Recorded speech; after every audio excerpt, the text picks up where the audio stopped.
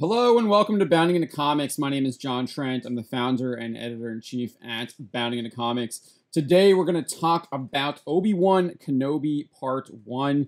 Lucasfilm, Star Wars, and the Walt Disney Company released the first two episodes of their Obi-Wan Kenobi show on Disney Plus earlier today. We're just going to be going over the first episode. I will have a review out on the second episode. I've already watched it. I have notes on it, but I'm just going to stick to episode 1 here in this video. So I kind of wrote an article up on it so you can read that as well, but I'm going to do a video on that article as I typically do here on this channel. So let's bring that up here and we will go over it. And you kind of already know what my thoughts might be from the headline here. It reads, Obi-Wan Kenobi Episode 1 Review, The Degradation Continues. And that is indeed what happens in this episode. The degradation of Star Wars at the hands of Disney and Lucasfilm continues in just the first episode. So if you don't know anything about Obi-Wan Kenobi or this Obi-Wan Kenobi show, it was touted to showcase the rematch of the century between Obi-Wan and his former pupil turned Sith Lord Darth Vader by none other than Lucasfilm President Kathleen Kennedy. Back in 2020, I believe, during Disney's Investor Day presentation. The idea of this actually happening was anathema to many Star Wars fans, believing that Kenobi did not face Vader following his battle against him on Mustafar, where he left him to die on the volcanic planet. So he didn't face him again until he faced him on the Death Star, right? So the whole idea of him having a rematch in this show before he faces him on the Death Star was anathema to many Star Wars fans, including myself. I think that is absolutely absurd notion that should never have happened. That whole idea is just kind of a slap in the face to a lot of Star Wars fans, in my opinion, which is typical of Disney Star Wars under Kathleen Kennedy and under Disney. But even George Lucas detailed the two did not cross paths after Kenobi went into hiding all the way back in 1981 during the Revenge of the Jedi story conference. Lucas explained at the time, Ben takes one and gives him to a couple out there on Tatooine, and he gets his little hideout in the hills, and he watches him grow. Ben can't raise Luke himself because he's a wanted man, so there might be times where he has to kind of evade the Force. He doesn't want to draw attention to Luke by watching over him because he is a wanted man. So I think that makes perfect sense. He's out there by himself, living on Tatooine. So if a rematch between Vader and Kenobi was promised, what else would Lucasfilm change about Kenobi and the story from the original trilogies? That was kind of the questions that I had, and I think a lot of other people had that were Star Wars fans. And I don't know if they even call themselves Star Wars fans. I'm not sure if I call myself a Star Wars fan anymore, given what they've done and what they continue to do. Well, Lucasfilm, Deborah Chow, and writers Joby Harold, Hussein Amini, I'm probably saying his name wrong, and Stuart Beattie brought those fears to life, absolutely shattering the illusions that Kenobi is hiding out on Tatooine away from the Empire's watchful eyes in the very first episode of the show without Darth Vader having an ounce of screen time. So Darth Vader does not appear in this first episode, but the idea that he's just out there hiding away, ensuring that the Empire is kind of watching him is kind of like thrown out the window in this first episode.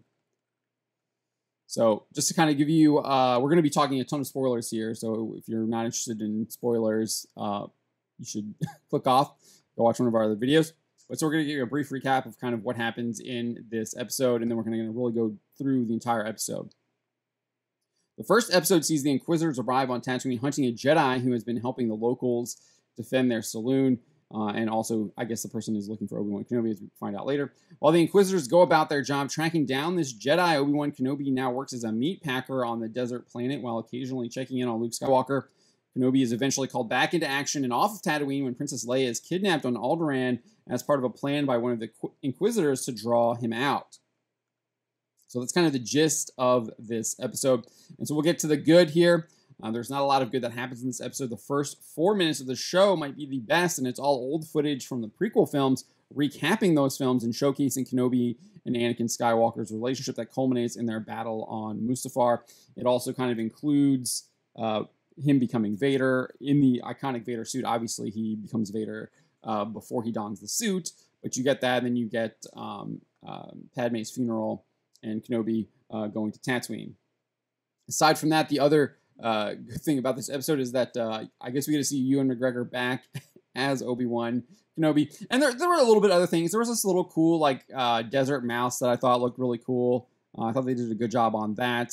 I think they did do a good job of actually making Tatooine feel alive, and there's actually people living there, much like the prequels did and even the original trilogy did when we got to Mos Eisley, which I don't think they did a very good job of, or have done a very good job of in The Mandalorian, or even in the Book of Boba Fett. But I did feel like Tatooine was actually full of life here. There's a lot of people living here, and lots of different characters. So I did think they kind of at least had that in there, as far as like getting that Star Wars vibe, for lack of a better word. The other 45 minutes of the episode set out to degrade both the original trilogy and the prequel one, while disrespecting not only Obi-Wan Kenobi, but the Inquisitors, and most importantly, Star Wars fans. It's exactly what they do. They insult your intelligence throughout this entire episode. The show is an affront to the intelligence of anyone who considers themselves a fan of Star Wars, it is. So following the 4 minutes of highlights from the prequel trilogy, the show begins with an opening scene at the Jedi Temple on Coruscant, with clone troopers shooting down and killing Jedi, Padawan, younglings, and anything that moves. There's an interesting action sequence, one of two in the entire episode, that shows a Jedi defending her Padawans from the clone troopers. Of course, it's a female Jedi. While the lightsaber fight is somewhat entertaining, the way it ends is an insult. After the Jedi is gunned down, the Padawans rush over to her dead body and have a brief moment of mourning in the middle of an attack on the temple. So, like, you can see this image here. They literally just, like, come over and have this, like, moment where they're just, like, kind of just stop there and start mourning her while these clone troopers are literally just tearing up the entire temple. They were just attacking them. For somehow, despite getting killed, the clone troopers have also perished. Despite the Jedi getting killed, the clone troopers have also perished. So the Padawans can have this moment of mourning before they decide to flee. What happens to the Padawans after is anyone's clue. I don't really understand the point of this. I guess if you haven't read any of the leaks or watched any of the promotional material, I think you'd be like, what is the point of this inclusion? But I think clearly that this is going to be payoff for later on in the show. And so we'll probably figure out that one of the Inquisitors is one of these characters. My guess is it's Reva, is one of these Padawans. So, but if you didn't know any of that stuff and you're just kind of like watching the show as it is, I don't think you would really know what was the point of including this scene at all, because it literally is just a scene of a Jedi getting shot down and killed by stormtroopers and a bunch of Padawans mourning over her and then fleeing. And that's it. There's no context other than that provided in the episode. And I think just watching it, it's an insult to viewers. It's almost like it's part of that. They should have just had it as a part of the montage of Order 66. That's kind of what this was, that montage that they had in the actual Revenge of the Sith film. But we had context as to like why they were showing that, right? This has no real context in relation to the rest of the episode. So you're just kind of hoping that this will pay. There'll be some payoff to this later, because there's no payoff to it here in this first episode whatsoever. After that, the show then cuts to Tatooine, where the Inquisitors arrive over a town. It's unclear what that town is. Could be Anchorhead, could be Mos Eisley, who knows? And they park just outside of it. So this is probably just me being like I'm just kind of like, they did this in Book of Boba Fett. They've done this in Mandalorian. Apparently, there's like no spaceports anymore on Tatooine. Like Mos Eisley apparently is the only place that has a spaceport where ships actually land and do business. Nah, these people just like land in the middle of the town, pretty much. I mean, they're like right at the edge of the outskirts. They land on the main road of this little town. I don't know, this kind of irks me. I'd like to see a spaceport and kind of see what that thriving spaceport looks like, right? Instead, there's land in the town and then go about their business. From there, the Inquisitors head straight for a saloon, and we get a monologue about Jedi compassion and how they always out themselves because of their compassion. Comes from the Grand Inquisitor. The speech turns out to be prophetic. Who would have guessed, man? Such great writing. Oh, man, such great writing. Just let's just show our hand right away. So the Inquisitor's out a Jedi who happens to be still at the saloon helping them out, and tries to save this the saloon owner after Reva throws a dart at his face, or an arrowhead. It looks like an dart arrowhead thing. And so they actually corner him, and then Reva actually tries to execute him. The Grand Inquisitor decides to use the Force to stop her lightsaber from slicing him in half. And then he's able to escape and runs off. And we don't get a chase sequence. We don't get an execution. We don't get them actually chasing him. They literally just like stop running after him, and he just kind of flees into the city. It's quite pathetic. And I just like, why would you not include a chase sequence there?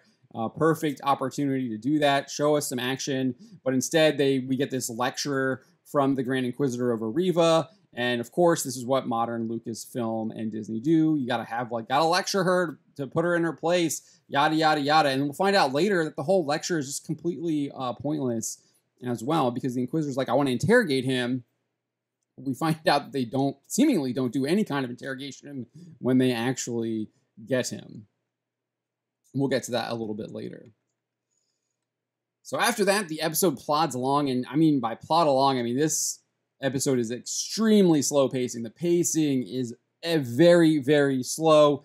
I think it's about a 50-minute episode. You get the 4 minutes of the highlight reel from the prequel trilogy. And then, I mean, just the rest of it just drags on. I mean, again, there's only 2 action sequences. The first one at the Jedi Temple, and then we'll get to the one later on with Leia. But we get to see Obi-Wan is working as a meat packer.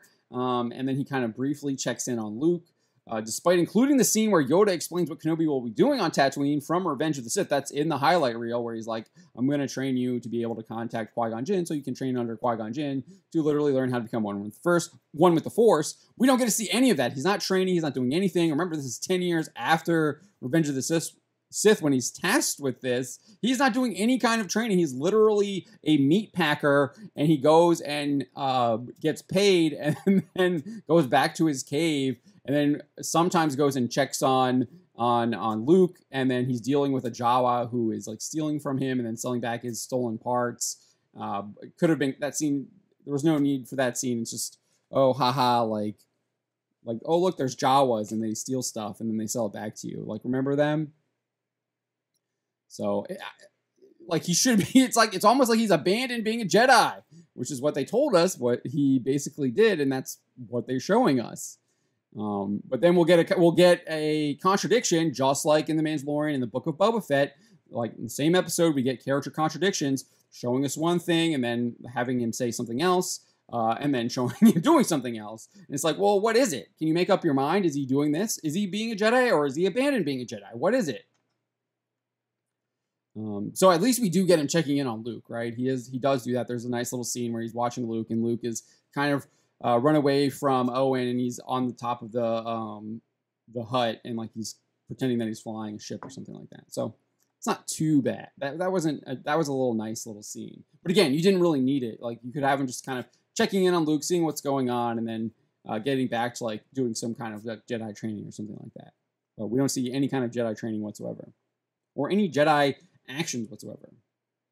In fact, they make it clear that even when he probably should intervene, when it seems like a worker is getting half changed on their salary for the day, they get their wages cut in half. Obi-Wan doesn't do anything, which is interesting because we just had the Grand Inquisitor give this speech about how the Jedi are all about compassion. So it seems like Obi-Wan has lost his compassion, and then again, he's not really being a Jedi anymore. But so then we get this. This is probably the worst part here, the worst part of this episode. Remember that Jedi that we were talking about that that had fled the Inquisitors? Well, he randomly shows up in the middle of the night after Obi-Wan has dropped off a little toy for Luke, and he's returning back to his cave. This Jedi has somehow tracked down Obi-Wan Kenobi in the middle of the desert. Middle of Tatooine, in the middle of the desert. He's tracked him down. He just shows up out of nowhere and is like, Obi-Wan, you used to be the best of us. Like, what is wrong with you? And Obi-Wan's just like, yo, man, we lost. It's over. Go bury your lightsaber in the middle of the desert and go live a normal life. And then they kind of part ways, showing that, again, that Obi-Wan is no longer a Jedi. So you might think that, oh, he's just trying to keep his cover And sure, that's true. He obviously still has a mission to watch over Luke, and one would assume he still wants to try and train, maybe. But the advice that he actually gives to this guy is the advice that he's living. That is what he's doing, because we find out that Kenobi has buried his own lightsaber in the middle of the desert as well, despite all the shifting sands. It's somehow in the same place. It's so dumb. It makes absolutely no sense. But anyways, so I think it's pretty clear that he is no longer acting like a Jedi. He no longer seemingly believes in the Jedi way, and he tells this guy up front that they lost and to move on. And then there's a brief cut to Alderaan. They introduce young Princess Leia. She's just like in the woods, looking at spaceships. Could have been cut. Didn't need it. And then we go back to Tatooine, and Kenobi's back being a meat packer, and then he goes to where his like camel is, back into the town, and he's confronted by Owen, who had found the toy and is like, leave Luke alone, I don't want you. And then Obi-Wan is like, oh, but is he showing any signs? Like, I'm supposed to train him. We talked about this. I'm supposed to train him as a Jedi. And it's like, well, wait, I thought you just said you were basically done with being a Jedi, and now you want to go and train Luke. And this is what I'm talking about. They contradicting themselves with the characterization. So at one point he's like basically defeated, given up, doesn't really care, says the Jedi have lost, isn't acting like a Jedi. Next moment he's like, oh, well, I still got to train Luke, you know? And then obviously you realize that point where he's talking about where he's giving up isn't him trying to be covered, because he goes and like digs up his lightsaber later on that was in the middle of the desert, and he was literally living like the advice he was giving this other Jedi to like quit and move on. So we've seen this in The Mandalorian, we've seen this in the Book of Boba Fett. They do this with all of their characters in a single episode. The character is doing one thing, and then we'll be shown doing another thing, and then he's back to doing this other thing. It's like, well, what's going on? Why would you do that? Like, was there not someone there asking that question? Like, you would think someone would ask these questions, but no. Apparently, there's like almost like zero oversight, or they don't have anyone honest working at Lucasfilm, which wouldn't surprise me. That is willing to tell these people like, hey, man, like maybe you should think about this. It doesn't seem like there's anyone there that does that. So while we're still in the town here, there's supposed to be this like tension building scene, but it falls completely flat if you know anything about Star Wars, because it's the third sister, or Reva, like shows up with I think it's the fifth brother. She threatens like to kill Owen and his entire family if they don't out the Jedi. The fifth brother like intervenes when no one like says anything and like tells her to stop. But it's like, clearly you're not going to kill Uncle Owen. He gets killed by the stormtroopers in the original Star Wars trilogy. They're not going to out Obi-Wan because no one knows Obi-Wan in the original one. So they like they couldn't go that far. But again, the tension is lost because you already know that nothing's going to happen here. So it's just really poorly written. It doesn't work. And I just, like, you lose that actual dramatic tension there. It's like, really? Like, how stupid do you think we are, Lucasfilm, that we're going to, like, fall for this, like, supposed tension-building scene? So not only is the tension done, but, like, the way it ends is stupid. Like I said, the fifth brother, like, intervenes and stops her from killing Owen, because clearly they can't kill Owen. But the fifth brother just basically says she's too impulsive. It's all about that, like, women in the workplace real stuff that they're trying to bring in and trying to, like project onto Star Wars. And it's, like, really cringe and it's so see-through. But then it's also like, dude, these are, like, dark side evil users. Like, they've corrupted Jedi. Like, who cares if they kill some backwater person on the Outer Rim? It's like, it doesn't make any sense why the Grand Inquisitor and then the fifth brother are kind of trying to rein Reva in. It's almost like, dude, like, that's what the Sith do. They kill people who get in their way. Seen it with Maul, see it with the Emperor, we see it with Vader. Like, so this seems very out of character for these dark side Inquisitors, and I think they're all just trying to do it to make Reva feel like oppressed by the man, and it's just super cringe. So we're finally getting to the end of the episode here, but before we get to it, we return to Tatooine, we return to Alderaan. That's a mistake here. I'll have to fix that. But we return to Alderaan where Leia gets in a spat with her cousin. It's pure filler, and honestly should have been just cut because it just drags the show out longer, and it doesn't really do anything to move the plot forward. And it's just like just shows that like Leia was, even as a 10-year-old, she was just this sassy, like no holds bar person, and honestly, it doesn't feel anything like original trilogy Leia. It's almost like condescending the way she talks about it. I mean, and like you can excuse that because it's a 10-year-old, but I think they tried to take like what they envision Leia is rather than how she's actually portrayed, and then apply this to her like 10-year-old version of her.